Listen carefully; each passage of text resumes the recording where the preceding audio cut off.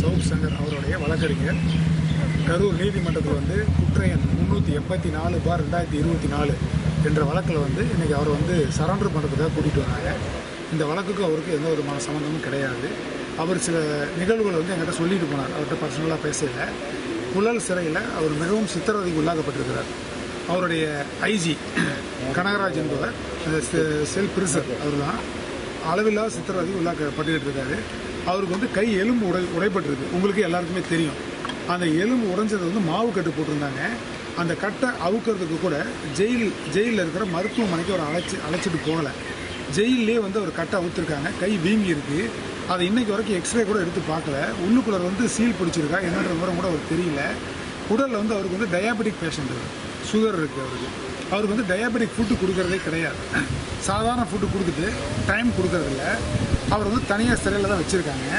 எந்த விதமான வசதிகளும் அவருக்கு பண்ணித்தர கிடையாது. அதே மாதிரி அவருக்கு படிக்கிறதுக்கு நாளிதழ்களோ அவருக்கு கொடுக்கப்பட்ட புக்கு, அதாவது 19/6/2024 வந்து அவரோட வழக்கறிஞர் மூலமாக புக்ஸ் கொடுத்துருக்காங்க. அந்த புக்ஸை போல் இன்றைக்கு வரைக்கும் அவருக்கு கொடுக்க கிடையாது படிக்கிறது. அதே மாதிரி அவரோட அக்கௌண்ட்டில் 5 பேப்பருக்கு அவர் பணம் கட்டியிருக்காரு. ஆனால் டெய்லி 1 பேப்பர் 2 பேப்பர் கூட அவர் படிக்க தரதில்லை. வழக்கறிஞர் சந்திக்கிறதுக்காக மனு போடுறாங்க. மனு போட்டு சந்திக்க போனால் தனிப்பட்ட முறையில் பர்சனலாக வழக்கறிஞர் சந்திக்கிறதுக்கு அவருக்கு அனுமதியே தரதில்லை. மீறி அவர் பர்மிஷனோட வழக்கறிஞர் சந்திக்க போனாலும் கூட ஜெயிலர்களும் கூட சூப்பரண்ட் நின்றுட்டு எதுவுமே பேச அனுமதிக்கிறதே இல்லை. இதோட கொடுமை என்னென்னா, அதே புழல் சிறையில் தான் முன்னாள் அமைச்சர் செந்தில் பாலாஜி மருத்துவமனையில் இருக்கிறார். அதனால் இவர் அந்த மருத்துவமனை பக்கமே அவர் அழைச்சிட்டு போகிறதில்லன்னு அவர் ரொம்ப வருத்தப்படுறாரு, வேதனைப்படுறாரு. எந்த விதமான ட்ரீட்மெண்ட்டும் கொடுக்கறதில்ல. அப்படி ரொம்ப அவருக்கு அழுத்தம் கொடுத்தா அவருக்கு ஒரே ஒரு டேப்லெட், பெயின் கில்லர் டேப்லெட் மட்டும் கொடுத்து கம்மி படுத்துவோங்க அப்படின்னு சொல்லி அவரை மருத்துவமனைக்கு அழைச்சிட்டு போகிறதே இல்லை. அதே மருத்துவமனையில் அவருக்கு சகல வசதிகளும் படைக்கப்பட்டிருக்கு அப்படின்னு அவர் சொல்கிறாரு. அதில் வந்து ஒரு ஜெயிலில் வந்து ஒரு டிடிஹெச், ஒரே ஒரு டிடிஹெச் மட்டும்தான் இருக்குது. ஒரே ஒரு டிவி, அந்த மாதிரி தான் எல்லாருக்கும் ஒரே மாதிரி சலுகைகள் தான் வழங்கப்பட்டிருக்கு.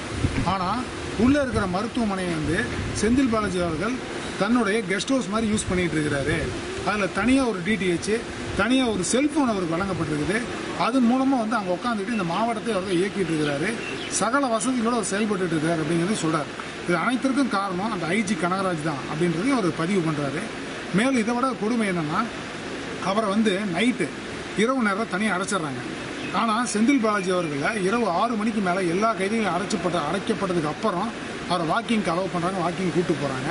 எல்லா நிகழ்ச்சியும் நடந்துகிட்டு இருக்கு. இன்னைக்கு வரைக்கும் அவருக்கு எந்த விதமான ட்ரெஸ் கொடுக்கல, புக்கு கொடுக்கல, அவர் சுகர் பேஷண்ட், அவருக்கு மெடிசன் ட்ரீட்மெண்ட் எதுவுமே தரதே இல்லை. பொய் வழக்காக போட்டு ஒரு நாள் ஒரு இதுக்கு அலை விட்டுட்டே இருக்காங்க. இன்றைக்கி இங்கே வந்து 7 நாள் கஸ்டடி கேட்டிருந்தாங்க, 4 நாள் கஸ்டடி கொடுத்துருக்காங்க. அவர் யாரையுமே எந்த விதமாக சந்திக்கிறதோ பேசுகிறதோ பழகிறதோ எதுவுமே அலோடே இல்லை. நாளுக்கு நாள் ஒரு பொய் வழக்கு போட்டுகிட்டே இருக்காங்க. அத்தனை வழக்குகளும் அவர் சந்திக்க தயாராக இருக்கிறார். இருந்தாலும் அவரோட உடல்நிலை வந்து மிகவும் மோசமாக இருக்குது. அவருக்கு வந்து ரொம்ப சுகர் வீக்காக இருக்குது. எந்த விதமே அவருக்கு ட்ரீட்மெண்ட் கொடுக்காதனால அவருக்கு என்ன ஆகும்னு தெரியல அப்படின்னு சொல்லி மிகவும் மன அழுத்தத்தில், மன வருத்தத்தில் அவர் இருக்கிறாருங்கிறத நான் உங்ககிட்ட பதிவு பண்ணிக்கிறேன். இது என்ன வழக்காக கொடுத்துருக்காங்க? இந்த வழக்குக்கும் அவருக்கும் சம்மந்தமே இல்லை. விக்னேஸ்வரன் ஒரு வழக்கு கொடுத்துருக்காரு. அந்த வழக்கில் மெயின் எஃப்ஐஆரில் அவர் பேரே இல்லை. அவர் கொடுத்த கன்ஃபஷன் ஸ்டேட்மெண்ட்டை வச்சு எப்படி எம்ஆர் விஜயபாஸ்கர் அவர்கள் வந்து வழக்கில் எந்த விதமான இது இல்லாமல் ஒரு கன்ஃபஷன் ஸ்டேட்மெண்ட்டை வச்சு உள்ளே தூக்கிட்டு வந்தாங்களோ, அதே மாதிரி ஒரு கன்ஃபஷன் ஸ்டேட்மெண்ட்டை வச்சு தான் இதில் கொண்டு வந்திருக்காங்க. இந்த வழக்குக்கும் அவருக்கும் எந்த அளவு சம்மந்தமே கிடையாது.